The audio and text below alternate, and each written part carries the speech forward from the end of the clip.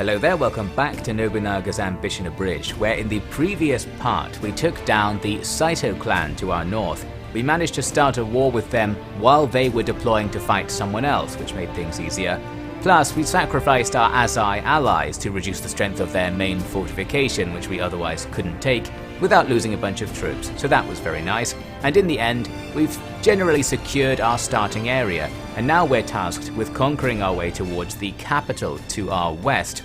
Before I did that though, I thought I might as well go off the story path a little bit and just take some more territory, because we happen to border a very small faction, this one with the yellow square and black lines, who only have these 2 castles. They're not very good, so they probably don't have many troops. So I decided to deploy against the nearest one. You can see it also is planning to send troops to the further one as well. That's another feature of this deploy menu. When you pick somewhere you want your guys to go and take, they'll automatically do some supporting attacks elsewhere. This sometimes is useful, and sometimes isn't really, as we'll see. There's another big downside to using this deploy system, and that is it doesn't gather your army and then go out to commit the plan. It just goes via the quickest route from every different deployment location, meaning all of your troops will arrive at different times. And of course, if the enemy happen to be more concentrated than you could get screwed over by that. So one of my first orders there was to not have the leading unit advance and wait for more stuff to catch up. Need to be careful with that. Soon we have a few units fighting a few of theirs. They've got reinforcements on the way, so we're going to commit to this battle right here before more troops show up. It's not quite that exploited because time does still pass on the campaign map while you're in a battle, which is a nice feature. So stuff that's on the way to this battle can still show up while you're fighting it if it takes you too long.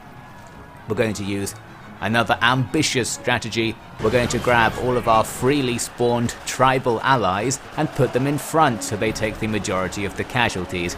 That's the way we like to do things. In this case, we can just surround and pound this single unit and take them down with a decent trade, and I think the tribal units just respawn after they die. I'm not quite sure how it works, but suffice to say it's probably not that of a big deal to be losing them right now, whereas the enemy are losing their real units and they don't have very many. So we chase them off the field and defeat them before the other units can take part in the battle, meaning we've effectively won the war. I can even take the troops the game sent to do a supporting attack in the mountains and have them use this little back road to show up on the flank of the enemy's position. I'm still not sure if being on the flank strategically on the campaign map actually gives you any advantage. Perhaps it just allows you to have more troops participating in the battle at once, because the roads blocking your access to battle is often a problem. One of my units here isn't actually taking part in the fight because of that. Anyway, we just defeat the remaining enemy troops. Soon we have both of their castles surrounded, and we had enough troops to force them both to surrender just with a siege, so nothing special required here. This faction is essentially doomed. We'll just have to wait for their morale to run out, and hope our supplies don't run out. In this case we are fine. While doing this, we get an offer, or a request I should say, from our allies. They want me to go and help them. So this is an interesting feature. Just like you can force your allies to sacrifice themselves for you, they can try and get you to sacrifice yourselves for them. They want us to go and attack Nagashino Castle in those mountains down there. We actually have maximum trust with the Matsudaira clan, so I won't get anything for doing this. Normally you get some trust, I believe, anyway. In this case, I figured I'll just do it anyway, because I'm a nice guy. While I do like to sacrifice people for my own gain, it's also nice to at least pretend we're playing by the same rules as our noble allies. Of course, we don't want to get too serious about this, so we need to make some adjustments to this situation right here. We've got this massive traffic jam on the small road heading up to Nagashino. I sent a few guys to go around via a back route, but in general, what we'll want to do is not advance. So we advance almost to the point of battle, quickly turn around, and then we'll walk backwards past our allies. Hopefully they won't notice us doing this, meaning our allies are in the vanguard. We'll wait at the back of the queue for the battle, which is now forming, and basically the leading units will just die grinding down the enemy, leaving the enemy weakened for when our units begin to engage, minimizing our losses and maximizing our glory. This is high quality grand strategy. It all works out pretty much fine. We do defeat those enemy units in front of us. And there we go, now the Matsudaira clan will have a nice opportunity to take Nagashino Castle. Again, this doesn't really benefit us. I guess it weakens our mutual enemy, the Imagawa, but right now the Imagawa don't threaten us very much, so I wasn't thinking very much about them really. We are though going to suffer here because of an issue that gets more and more annoying actually the more I play. The fact that only a few units can be involved in a siege at a time causes major issues when your units happen to be small. It's kind of hard to control how many troops are under one officer, and you can't micromanage this to like form up big armies deliberately. It just depends on which castles they came from and how many troops the castles happened to have when they left. So you can end up with lots of very small armies that you can't merge together, and because the limit is on the number of armies that can stand at a location and the number that can walk down a road, for example, we get this annoying thing where there's no kind of real life mechanic this is simulating. Sometimes there's enough space for 500 troops. If you happened to have 5,000 under the same officer, there would also be enough space for that. But you can't merge troops into the initial group of 500 to fill out that space, which does kind of exist. Hopefully you see why that's sort of frustrating. It's just an arbitrary rule that means you have to do more micromanagement to maximize your offensive potential, or in the case of sieges, to have any offensive potential. Anyway, rant over. I'll try to keep that in mind, but I will be ranting about it some more actually as we go along. Time for some counterproductive diplomacy now. I wanted to be allied to the Takeda because they're a big threat to our east. They are allied to our enemies the Iwagawa and to the Hojo, so that trio of factions is pretty powerful. I thought maybe we can get the Takeda to like us. They're currently in a hostile stance, which means it's really hard to gain trust points with them. But I can send their faction leader a present to make him like me, and then afterwards when I do diplomacy our trust will go up faster. But this diplomacy is kind of a waste of time, because as I think I mentioned in a previous part, because we're going through a sort of story campaign, story events will cause the Takeda to eventually hate us. So, in retrospect, I was wasting money and time trying to get the Takeda to like me, but here is me wasting that money and time, and the money is a big deal. It costs money to constantly be trying to gain trust with factions, so doing it pointlessly is annoying. It's inconvenient that in retrospect there are better strategies to do just to avoid being screwed over by later story events. Anyway, after a while I decided we might as well go and do our story objective. That is to go and take Kenoji Castle, and we can see there a gigantic plan is immediately formed up for us. But again, we're going to need to micromanage this plan heavily, mainly to get our guys to not just run in on their own. I think it would be better if your deployment plan kind of just bunched your troops up automatically at the nearest safe place and then attacked all at once, because effectively I use the plan and then immediately alter it to make it bunch up. So it's kind of just a faster way of telling your guys to get outside of their castles. It's still useful for that. As you can see, we're attacking from the south and north into Rikaku clan territory. Here we have a battle where it's got a post, as it calls it. A post means an area has been fortified. You can build like mini fortifications anywhere, and if a battle takes place there, there are then towers and barricades on the map which do damage to you. In this case we can stay away from them and generally not fight very much actually, because the real-time month of turn is about to end, so we have to leave the battle to go and do some admin. But it looked like we were going to win there. We didn't really need to be fighting that one, I was just doing it for no reason really. So we run away, do some admin, came back and just let everything get auto-resolved. We won both our invasion battles in the north and south, and now we're ready to press on and attack these enemy troops from both sides. All looking good strategically. All those enemies to the left of the screen, by the way, are from other factions that are just standing there waiting to see if we'll attack them, I guess. So it's not quite as bad as it looks. We can overpower the enemy. Soon we have secured the target area. There are those two castles up there, but also this castle down south, which we need to take to completely wipe out the Rikaku clan. I decided I'll go for the two smaller castles first, leaving the story castle for later. We have to fight again outside the smaller of the northern castles, but that's all fine. The issue we have though is that after all the fighting, our units don't have enough troops to actually get these sieges going. So that means we need to lose more troops storming the castle, because the castle will lose health faster than we lose troops. Maybe.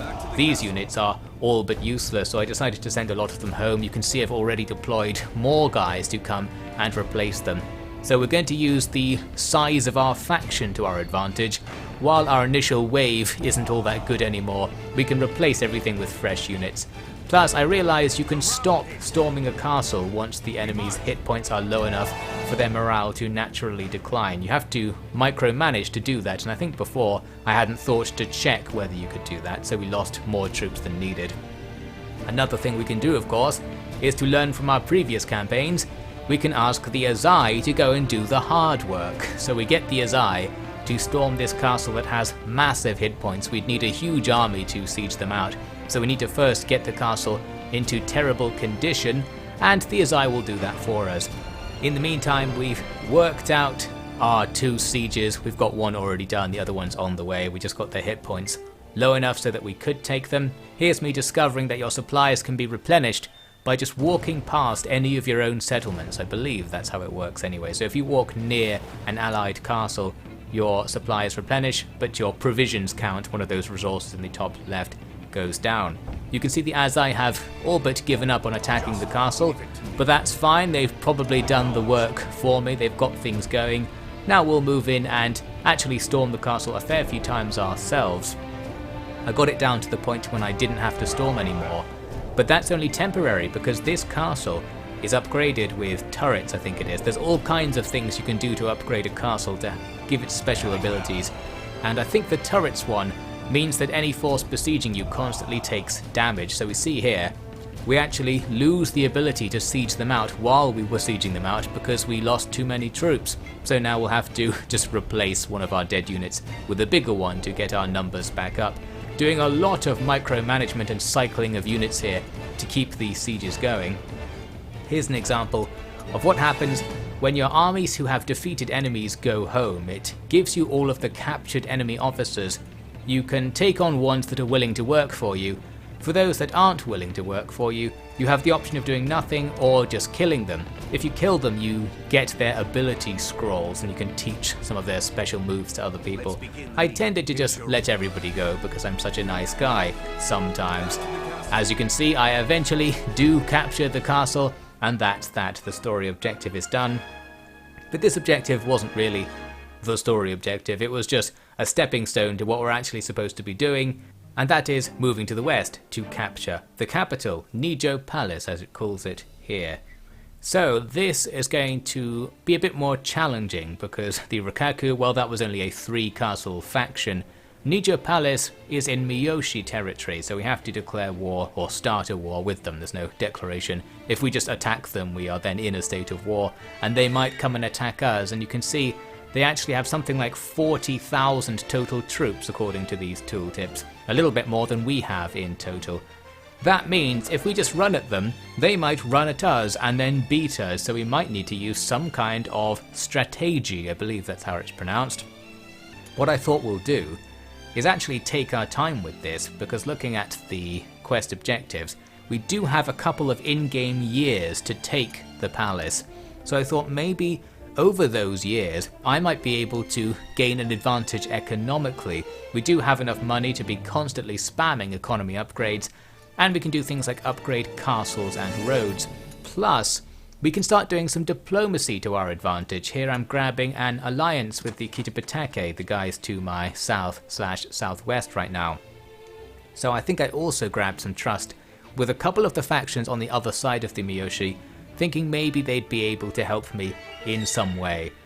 The other potential concern is provisions. If we do a massive campaign deploying all of our troops, we might run out of total supplies, and this guy here seems to be saying that we don't have enough supplies to do something or other. He didn't even know what I wanted to do and just said, you don't have enough supplies for it.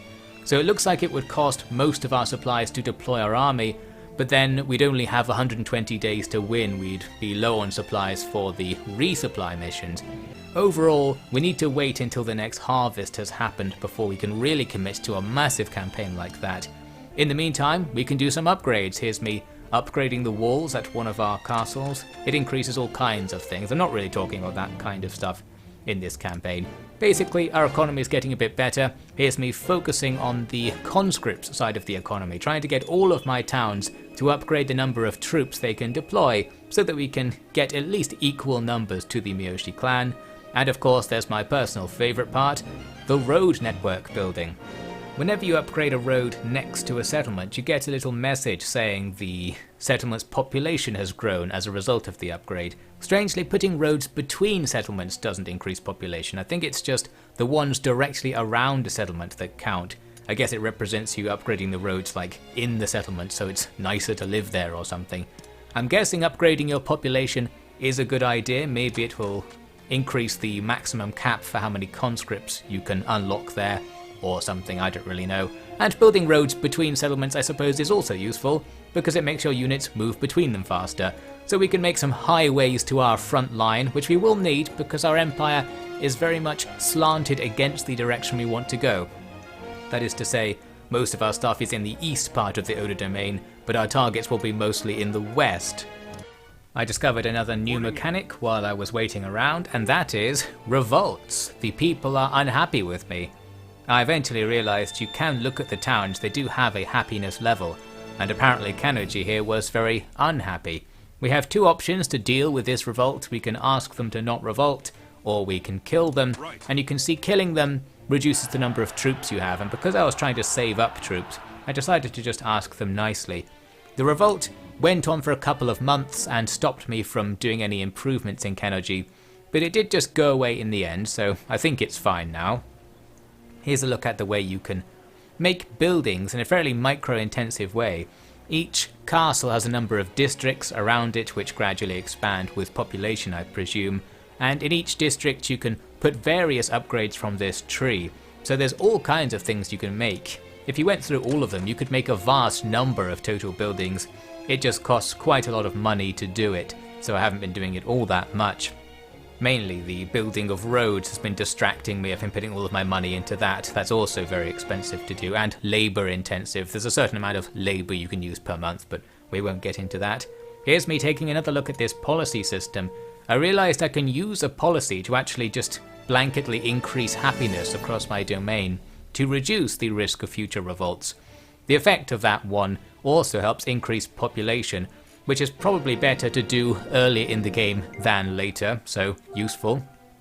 You can see the Takeda are on the march. They've actually just killed my vassal, and the first I heard of it was after my vassal died. I don't think you get any notifications or anything when your vassal is being conquered, and nor were we forced to join their war or anything like that. So we had a very loose vassalship relation with whoever it was out in those mountains.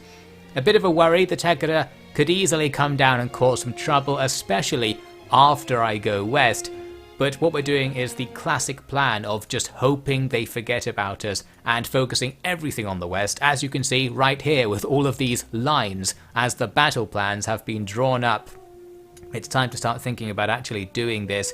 I've also gathered a bunch of trust with the Wakasa Takeda, another Takeda clan, who are to our north.